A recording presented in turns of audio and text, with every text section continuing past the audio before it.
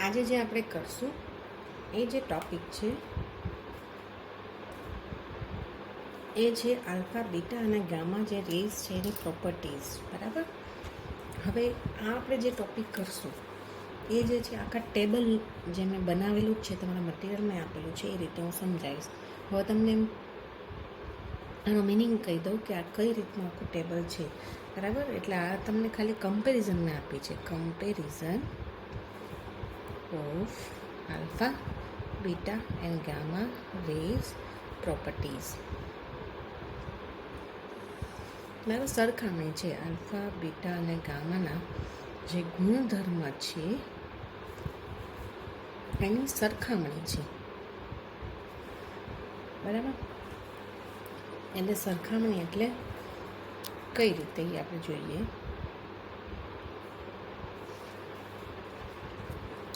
તો અમુક પ્રોપર્ટી કેવી હોય કે ત્રણેય માટે હશે.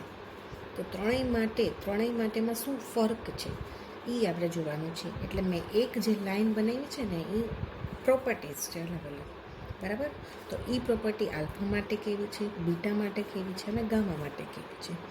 આ રીતનું આખું ટેબલ છે. બરાબર. એટલે અહીંયા હું લખીશ એ શું લખીશ તો કે પ્રોપર્ટીઝ લખીશ. પછી આ છે આલ્ફા માટે, બીટા માટે અને ગામા માટે. બરાબર. હવે પહેલી જ પ્રોપર્ટી જે છે તમારી શું છે તો કે ટાઈપ ઓફ પાર્ટિકલ.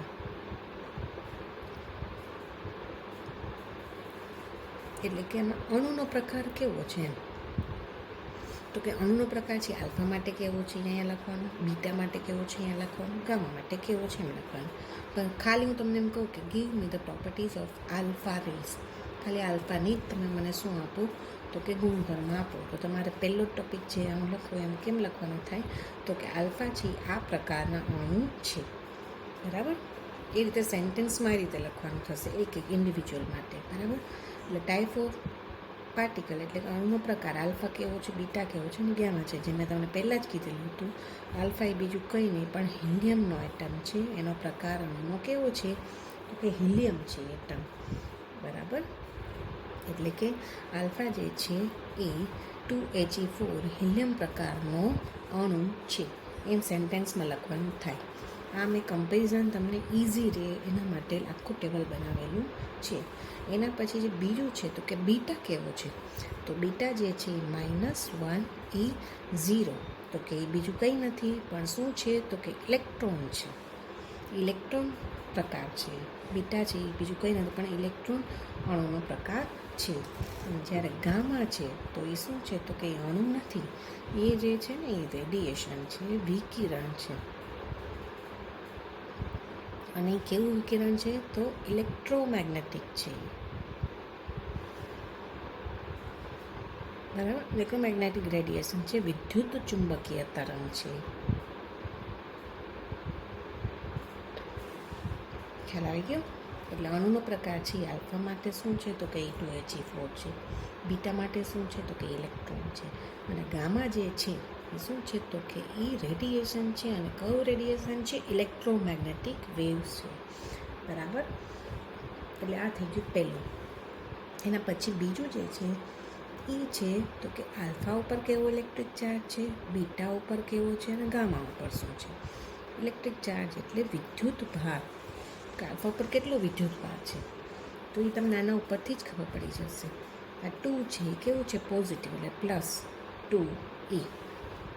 બરાબર. એની પર કેટલો વિદ્યુત ભાર છે? 2.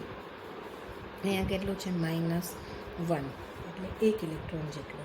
જ્યારે ઇલેક્ટ્રોમેગ્નેટિક વેવ્સ છે એને ચાર્જ નથી. એટલે ગામાને પણ ચાર્જ નથી. Gamma is one type of electromagnetic waves.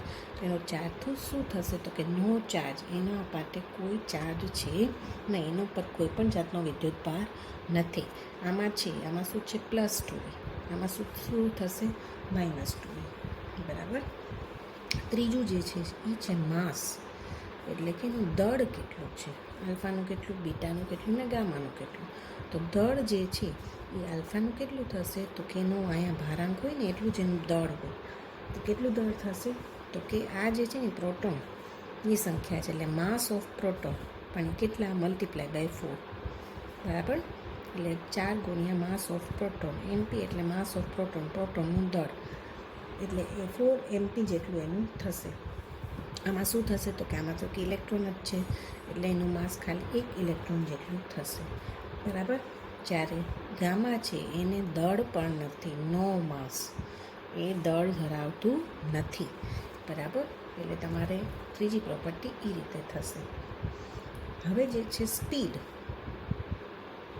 એટલે કે ઝડપ શું છે તો કે આલ્ફાની શું ઝડપ છે તો કે આલ્ફા જે છે ને એની ઝડપ કેટલી છે તો કે 10⁻7 મીટર પર સેકન્ડ જેટલી.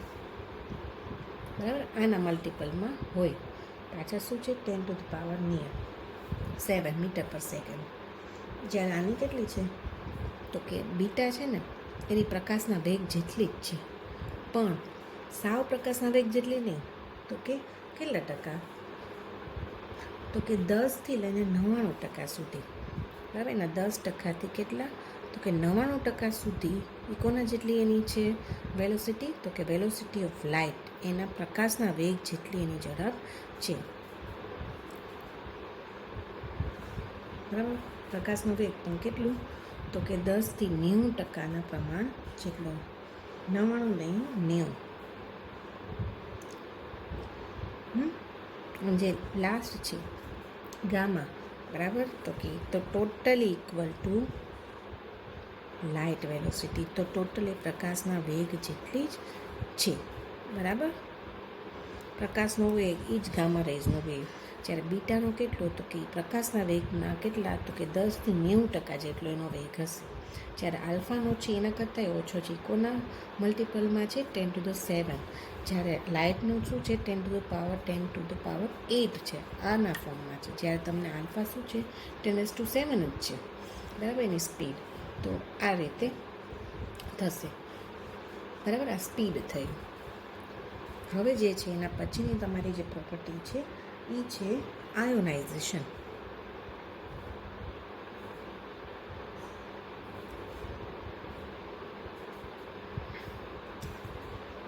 આયોનાઇઝેશન એટલે શું કે કોઈ પણ ગેસ હોય ને, કોઈ પણ કન્ટેનર હોય એમાં તમે આનો ગેસ કોઈ પણ ટાઈપનો ભરેલો હોય. આ ગેસમાંથી જો આલ્ફા પાર્ટિકલ જાય તો શું થશે, જો બીટા જાય તો શું થાય, અને ગામા જાય તો શું થાય, એ આની અંદર શું પ્રોસેસ કરે. બરાબર. ગેસની અંદર જો આલ્ફા પાર્ટિકલ તમે ઇન્સિડન્ટ કરો તો શું થાય, બીટા કરો તો શું થાય, અને ગામા કરો તો શું થાય. બરાબર. એટલે એ આયોનાઇઝેશન કરશે કે નહીં. ગેસનું જે પાર્ટિકલ છે આયોનાઇઝેશન એટલે જેમ કે H2O હોય, બરાબર, એની વેપર હોય H2Oની, તો એમાંથી શું કરે આયોનાઇઝેશન કરે એટલે O પ્લસ અને H, બરાબર, H2 અને O એટલે O માઇનસ અને H2 પ્લસ, આ રીતે બે આયન્સ છે એ શું કરશે અલગ કરશે. બરાબર. H2માં આ રીતે હોય O-2 H+2 આ રીતે. તો આ જે સેપરેટ કરે ને આયન્સને, જેમ કે NaCl હોય તો Na પ્લસ અને Cl માઇનસ, તો આ રીતે આયન સેપરેટ કરે, એને શું કહેવાય આયોનાઇઝેશન. બરાબર. તો આલ્ફામાં જો કોઈ તમે મીડિયમમાં એને મૂકો તો એ શું આયોનાઇઝેશન કરશે તો કે એ છે એ આયોનાઇઝેશન સૌથી મેક્ઝિમમ કરશે, મહત્તમ વધુમાં વધુ આયોનાઇઝેશન કરશે. બરાબર. પછી બીટા શું કરશે તો કે એવરેજ, અને આ શું કરશે ગામા તો કે મિનિમમ. હું તમને સમજાવું કે મેક્ઝિમમ, એવરેજ અને મિનિમમ એટલે શું. બરાબર. આયોનાઇઝેશન જે છે એ આલ્ફા શું કરશે તો કે મેક્ઝિમમ કરશે. કોની કમ્પેરમાં મેક્ઝિમમ તો કે બીટા અને ગામાની કમ્પેરિઝનમાં વધારે કરશે, એટલે એને મેક્ઝિમમ લખ્યું છે. બરાબર. બીટા જે છે એ શું કરશે તો કે ગેસનું આયોનાઇઝેશન કરશે, પણ આલ્ફા કરતાં ઓછું અને ગામા કરતાં વધારે. બરાબર. એટલે શું લખ્યું અહીંયા એવરેજ. જ્યારે ગામા શું કરશે મીડિયમમાં આયોનાઇઝેશન તો કે એ જે છે એ સૌથી ઓછું કરશે, આલ્ફાથી પણ ઓછું અને બીટાથી પણ ઓછું. બરાબર. એટલે સૌથી વધારે આયોનાઇઝેશન કોણ કરશે તો કે આલ્ફા. તો આલ્ફા જે આયોનાઇઝેશન કરશે એ કેટલા ગણું કરશે તો કે 10,000 ગણું વધારે કરશે. કોના કરતાં ગામા કરતાં. બરાબર. જ્યારે આ કેટલું કરશે તો કે 100 ગણું કરશે. કોના કરતાં ગામા કરતાં. અને આ તો એક જ ગણું. જો આ 1 ગણું હોય તો આલ્ફા કેટલું કરશે? 10,000 ગણું, બરાબર, 10,000 ટાઈમ્સ. બીટા કેટલું કરશે? 100 ટાઈમ્સ. અને આ તો એકદમ ઓછામાં ઓછું આયોનાઇઝેશન કરશે. એટલે આજે 10,000, 100 અને 1 છે ને, એ કોની કમ્પેરમાં છે? કમ્પેર ગામા રેડિયેશન, બરાબર, એને કમ્પેરિઝનમાં 10,000 ને 100 છે. ખ્યાલ આવી ગયો?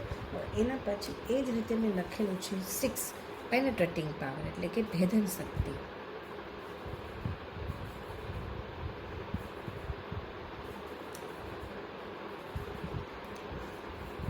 બરાબર, ભેદન શક્તિ એટલે શું? કે તમે કોઈ પણ આવી પ્લેટ રાખો મેટલની, તમે જો ગામાને આ રીતે ઇન્સિડન્ટ કરો ને તો ગામા શું કરશે?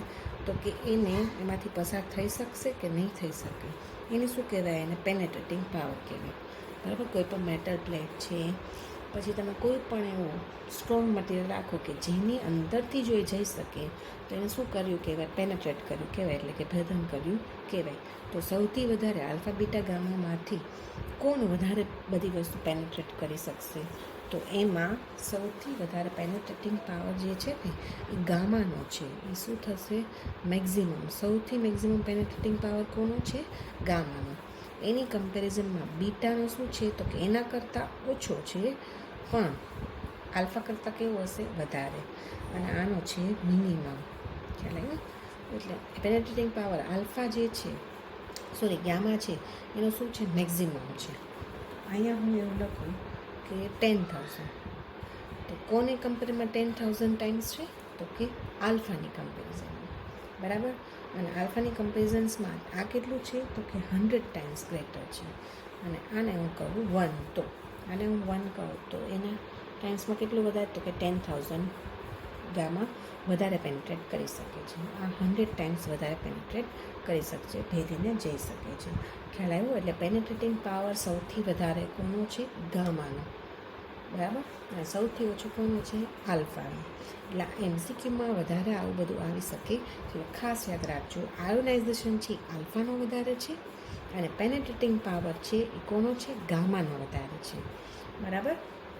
એટલે આ બંને વસ્તુ ખાસ યાદ રાખવાની છે. અને જે લાસ્ટ જે છે એ શું છે? તો કે effect of electric and magnetic field. Effect of electric and magnetic. હવે આ કેવું હું તમને કહી દઉં, બરાબર. કે ધારો કે આ રીતે આમ આલ્ફા રે આવે છે. કયો રે આવે છે? આલ્ફા. હવે અહીંયા ક્યાંક ઇલેક્ટ્રિક ફિલ્ડ પડેલું છે, બરાબર. અહીંયા આજુબાજુ ક્યાંક ઇલેક્ટ્રિક ફિલ્ડ છે, આલ્ફા રેઝ આમ જાય છે. તો શું થશે? તો કે આલ્ફા રેઝ છે ને આમ જતું હશે ને, જેવું ઇલેક્ટ્રિક ફિલ્ડની નજીક આવશે ને એટલે એ શું થશે? તો કે ત્યાંથી એનું બેન્ડિંગ થશે. કઈ સાઈડ જશે? તો કે ઇલેક્ટ્રિક ફિલ્ડ જ્યાં હશે ત્યાં જશે, બરાબર. એટલે આલ્ફા પાર્ટિકલમાં શું ઇફેક્ટ આવે છે ઇલેક્ટ્રિક ફિલ્ડની? તો કે આલ્ફા જે રેઝ છે આમ જતા હોય એમાં જો વચ્ચે ઇલેક્ટ્રિક ફિલ્ડ આવે તો એનું શું થશે? બેન્ડિંગ થશે ત્યાંથી, બરાબર. એ જ રીતે બીટા હશે તો શું કરશે? તો બીટા હશે ને તો ઇલેક્ટ્રિક ફિલ્ડમાં બેન્ડિંગ થશે, પણ જો આલ્ફા પાર્ટિકલ આમ જતું હોય તો બીટા કેમ જશે? એનાથી ઓપોઝિટ જશે, બરાબર. એટલે અહીંયા બેન્ડિંગ તો થશે જ, પણ શું થશે? તો કે બીટા જે છે એનું આલ્ફા કરતાં ઓપોઝિટ ડાયરેક્શનમાં એનું શું થશે? તો કે બેન્ડિંગ થશે. જ્યારે ગામા રેઝ છે ને, ગામા, આ શું છે? ગામા. એના ઇલેક્ટ્રિક ફિલ્ડ હોય કે મેગ્નેટિક ફિલ્ડ હોય એને કોઈ પણ જાતની ઇફેક્ટ થતી નથી, એને અસર થતી નથી, આમ સ્ટ્રેટ જ જશે. પછી તમે એનામાં ઇલેક્ટ્રિક ફિલ્ડ રાખો કે મેગ્નેટિક ફિલ્ડ રાખો, એની ઉપર એની કોઈ પણ જાતની ઇફેક્ટ આવતી નથી. તો આને શું થયું કહેવાય? તો કે ઇલેક્ટ્રિક મેગ્નેટિક ફિલ્ડમાં આલ્ફા બીટા ગામાનું કઈ રીતનું છે એ આપણે આને કહેવાય કે એની અસર કેવી થાય છે, બરાબર. તો એ આપણે જોયેલું. તો આમાં શું કહીશું આપણે અસરમાં? તો કે આલ્ફા જે છે, બરાબર, આલ્ફા જે છે એનું શું થશે? તો કે કોણાવર્તન થાય છે. ઇલેક્ટ્રિક ફિલ્ડ હોય કે મેગ્નેટિક ફિલ્ડ હોય, આલ્ફા જે છે એનું શું થાય છે? તો કે કોણાવર્તન થાય છે, એટલે કે એનું બેન્ડિંગ થશે, બરાબર. કોણાવર્તન થાય છે એટલે એની ઉપર અસર થાય છે ઇલેક્ટ્રિક મેગ્નેટિક ફિલ્ડ. આમ સીધું જતું હોય ને તો જેવું ઇલેક્ટ્રિક ફિલ્ડ આવે એટલે એનું બેન્ડિંગ થાય, બરાબર.